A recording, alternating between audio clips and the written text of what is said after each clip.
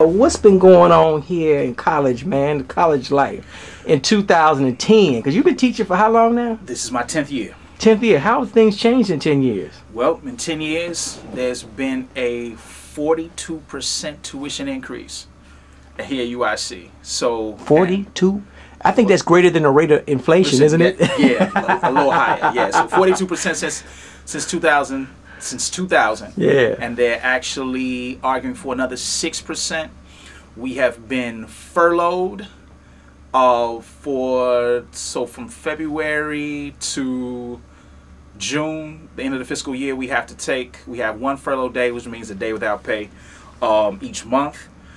That's 12 furlough days. Well, actually, no, February, right. February, March, April, May, June. Yeah, so 5 or 6 furlough days. Yeah, that's hundreds, almost thousands of dollars. You think about it. Yeah, depending on how you make. And what's happening in the school is that we've had increase in administrative costs and then decreases in faculty and support services. So this is a real tenuous time here. I mean, a lot of times folks are looking at public institutions, public universities, as spaces where folks who may not have a lot of money may have a place to get a quality education, and this is now not becoming the case. A lot of folks won't be able to afford even a school like the University of Illinois at Chicago. No, I mean, is that real? It is what it is. Now, how are the students feeling it, because you've been doing this over 10 years now? Have the students changed, or they still have the same challenges they had 10 years ago? A lot of the challenges are similar, but now it's just intensifying. I mean, a lot of folks, earlier this year, the state tried to cut Pell Grants. So that's frightening. So a lot of times, it's getting tougher and tougher for folks who may not be traditional students, who may be first generation college students. It's become tougher for them to go to school. So I think that some of the issues are still the same, but now it's become tougher over the last 10 years. If you before we get into my main question about racism 2010, if you could, I know money can change things, but how do you forget about the school? This is what I always, this goes in conjunction when I'm talking about the public schools and the UIC and all these other institutions. America has changed, and I always like to ask people, if I ever got a chance to meet like President Bill Clinton or somebody like that, I would say, how is this country, United States of America, going to progress and remain this super world power status and number one, blah, blah, blah, as it becomes more multicultural, and with the income gaps between the rich and the poor and the middle class and the super poor and the underclass, these gaps just widen every day. What's going to happen to this country, man? Where are we going? I mean, there's a lot that this place is actually going to have to deal with. And I think that this whole notion around remaining a superpower is illusory and faulty. I think that in dealing with internal issues like racism, classism, sexism, gender discrimination, this strange, weird economic situation that actually has been in a type of free fall for almost the last 50 years. And if we look in the state of Illinois, if you look at legislative history, you can see that this budget mismanagement has been a case for the last 30, almost 40 years.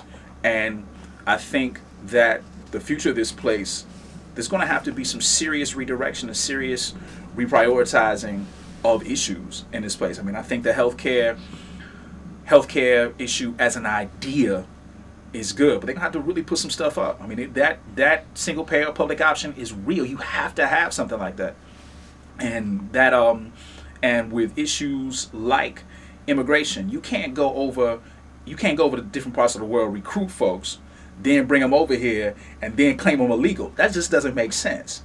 But the thing is, that's us not paying attention to history. I mean, this has happened in so many ways in terms of, and not even people think about it as a voluntary migration, but a lot of times these migrations are forced because of U.S. activities in other places. I mean, how do we get Chinese in California in the late 19th century? How do we get Latinos from the Southwest being brought over and land taken away, and then them being claimed illegal? How do we get issues like the Bracero Act in 30s and 40s, where folks actually brought over, money taken away from them, they're taxed, then they get deported back? How do we get folks from Salvador, El Salvador and Honduras are from Central America because now getting refugee status because of U.S. activity. And then some of those folks who not granted refugee status then become designated illegal. And then, you know, on the black side of things, how do we not pay attention to something like the 13th, 14th, and 15th Amendment?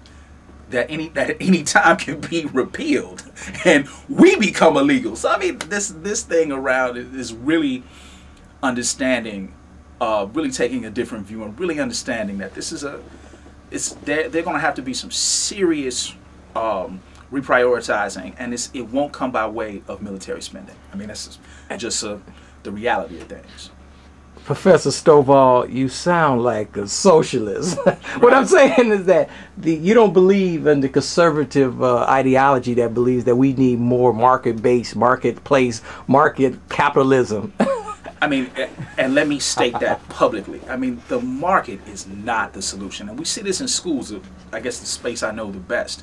I mean, this whole notion around competition in schools, the false assumption is that all things are equal. And that's just not true. And we have to be clear about that. And because they aren't, schools can't be Walmart. You can't put places in competition with each other that have historically been underserved without addressing those issues that have actually spoken to them being underserved. I mean, this is the thing around budget allocation.